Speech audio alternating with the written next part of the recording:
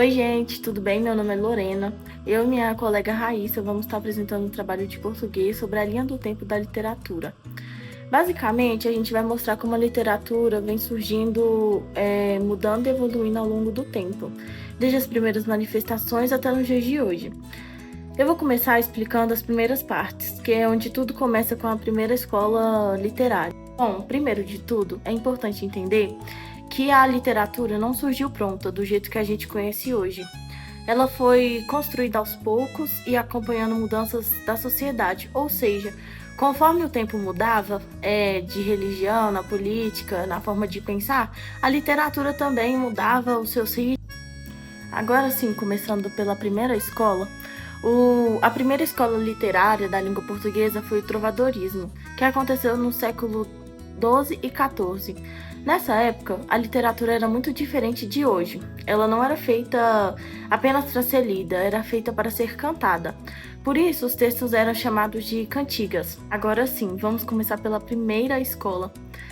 A primeira escola literária da língua portuguesa foi o trovadorismo, que ela aconteceu ali entre o século XII e XIV. Nessa época, a literatura era muito diferente de hoje. Ela não era feita para ser lida, era feita para ser cantada.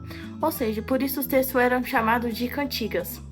E aqui é interessante entender que algumas cantigas eram apresentadas com músicas, como se fossem apresentações mesmo, tipo shows da época. É bom lembrar também que existia dois tipos principais de cantigas. As cantigas de amor, onde o homem falava da mulher idealizada, perfeita, quase inalcançável. Ele sofria por amor, demonstrava respeito, mas não era correspondido. E as cantigas de amigo eram diferentes, porque quem falava era a mulher, então ela mostrava saudade, tristeza, esperando o amado voltar. Ou seja, já desde o começo, a literatura tem muito a ver com os sentimentos. Outro ponto importante, a linguagem não era mais simples, mais direta, e o objetivo era emocionar. E agora, vamos passar um pouquinho sobre o humanismo. O humanismo é considerado o período de transição, ou seja, ele não é exatamente uma escola com características totalmente definidas, né? Mas sim uma fase de mudança. Aqui começa algo muito importante. O ser humano passa a ser mais valorizado.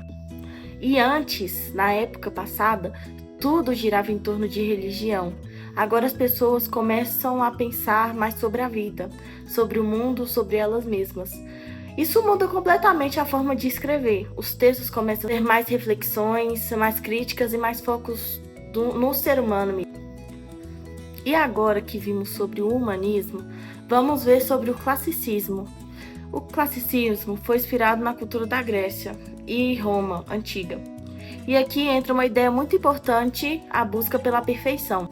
Os autores queriam que os textos fossem equilibrados, organizados, bonitos e harmônicos. Nada de exagero, nada de emoção demais, tudo que tinha que ter lógica ou ter razão. Um exemplo disso é que os textos tinham regras bem definidas. Ou seja, era uma literatura mais certinha, mais controlada, quase não saía do foco da história. Falamos sobre o humanismo e o classicismo, agora vamos falar um pouquinho sobre a história de Barrocos. Barrocos, a história dele muda muito mais, porque Barrocos é conhecido por conflitos e confusões, desentendimentos, e aqui existe uma dúvida constante entre as coisas, a fé ou a razão. As pessoas não sabiam se seguiam a vida religiosa ou se aproveitavam os prazeres da vida. Isso aparece nos textos. Os textos de Barrocos são mais complexos, mais difíceis, cheios de contrastes. Ou seja, eles não têm uma linguagem que seja fácil. A linguagem dos textos de Barroco é bem difícil.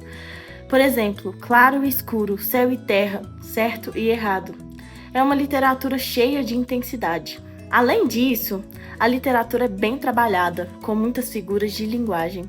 Agora, depois de tanto exagero, vem aí o arcadismo. E agora o arcadismo entra com tudo, para acabar com a dificuldade da linguagem dos textos de Barroco.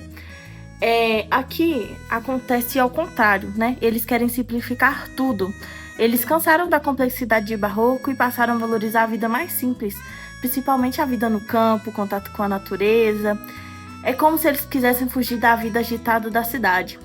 Os textos ficam mais simples, mais leves, mais tranquilos. Agora, um ponto muito importante que eu quero destacar aqui melhor. Vemos aqui no contexto histórico que nenhuma das escolas surgiram por acaso. Cada uma delas surgiram por cada momento histórico da época. Por exemplo, mudança na religião, influência de barroco, interesse pelo ser humano influenciou o humanismo, a valorização da razão influenciou o classicismo, ou seja, a literatura é como um reflexo da sociedade. Agora, antes de passar para minha colega, vou reforçar algumas ideias importantes para ficar bem claro para vocês. Primeiro ponto na literatura. A literatura, ela muda com o tempo. Ela nunca fica no mesmo tópico, ela nunca fica igual. Ela sempre vai mudando conforme a sociedade vai mudando. Segundo tópico. Cada escola literária tem as suas próprias características. Então, elas não são iguais, como eu falei no primeiro tópico, nem nas características, ou seja, elas vão mudando. Terceiro tópico, o contexto histórico influencia diretamente o texto. Então, ele vai mudando os textos conforme a história, conforme a influência. E vamos para o quarto tópico. A quarta literatura, ela expressa basicamente sentimentos, pensamentos e ideias. Então, ela tem ali um emocionalismo maior, ela tem um pensamento maior, ela tem ideias geniais também. E a quinta literatura ajuda a gente a entender melhor a sociedade e a história. Ou seja, para a gente conhecer mais sobre a sociedade da época, para a gente entender a história, estudar, talvez fazer uma prova ali. Então, a quinta literatura serve para isso.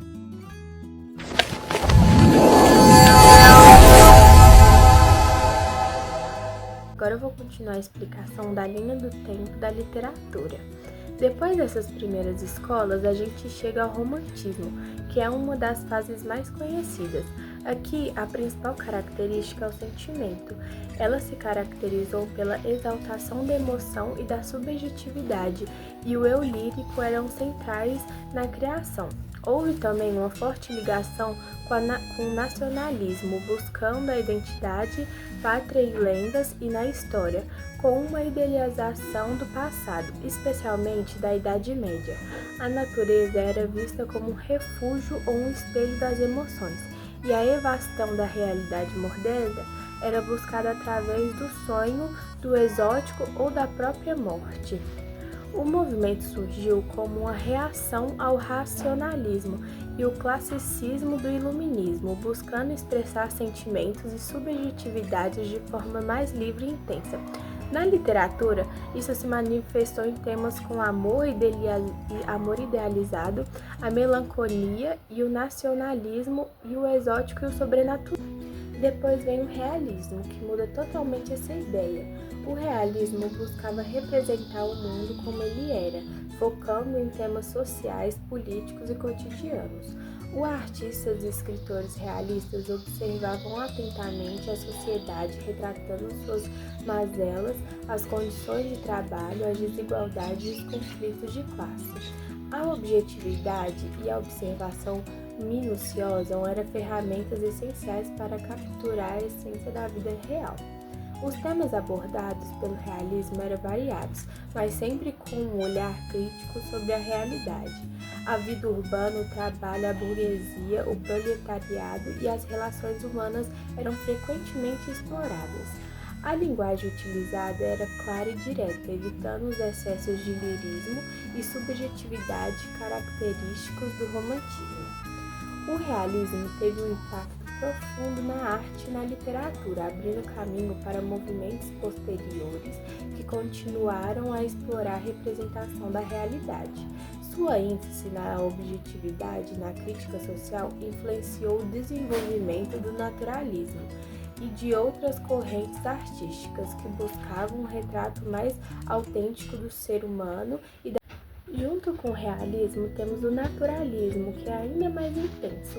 O naturalismo foi um movimento literário e artístico que surgiu na França na segunda metade do século XIX. Como a radicalização do realismo, ela propõe retratar a realidade de forma objetiva e científica, influenciando pelas teorias científicas da época, como o determinismo e o positivismo. A obra naturalista busca analisar o ser humano como um produto do meio, da raça e do momento histórico, explorando as camadas mais baixas da sociedade e os aspectos mais sombrios da natureza humana, como a miséria, a doença e a sexualidade. A principal característica do naturalismo é a abordagem científica da realidade. Os autores naturalistas utilizavam a observação detalhada e a documentação para construir as narrativas, buscando uma objetividade que se assemelhava à de cientistas em um laboratório. A linguagem empregada é frequentemente crua e direta, sem idealizações, e os personagens são retratados como suas falhas e vícios, muitas vezes como vítimas de forças biológicas e sociais. Depois vem o simbolismo, que segue um caminho diferente. Ele valoriza o subjetivo, ou seja, aquilo que não é tão claro. O simbolismo foi um movimento artístico e literário que surgiu na França na segunda metade do século XIX, como uma reação ao realismo e ao naturalismo. Ele buscava expressar o mundo interior, as emoções e os sonhos e mistérios, em oposição à objetividade, ao materialismo das correntes anteriores. O movimento se caracteriza pela valorização da subjetividade, da imaginação e da intuição. Os artistas e escritores simbolistas utilizavam símbolos, metáforas e alegorias para evocar sensações de ideias, em vez de descrever a realidade de uma forma. A musicalidade, a sugestão e a polissemia eram elementos centrais em suas obras. A essência do simbolismo reside na crença de que a realidade visível é apenas manifestação superficial de um mundo mais profundo e espiritual. Os artistas e escritores simbolistas buscavam transcender as aparições concretas para evocar emoções, ideias abstratas e estados de espíritos através de uma linguagem rica em símbolos. Estes símbolos eram meras alegorias, mas sim ferramentas para sugerir, evocar e insuflar significados que escapavam à descrição literária. A obra de arte simbolista tornava-se um portal para o mistério, para o onírico e para o misticismo. O simbolismo representou uma revolução na forma de conceber a arte, privilegiando a intuição, a emoção e a capacidade evocativa em detrimento da objetividade e da racionalidade. Seu legado pendurava na forma como a arte contínua e explorava as profundezas da experiência, a buscar significados para além do tangível. Agora chegamos ao modernismo.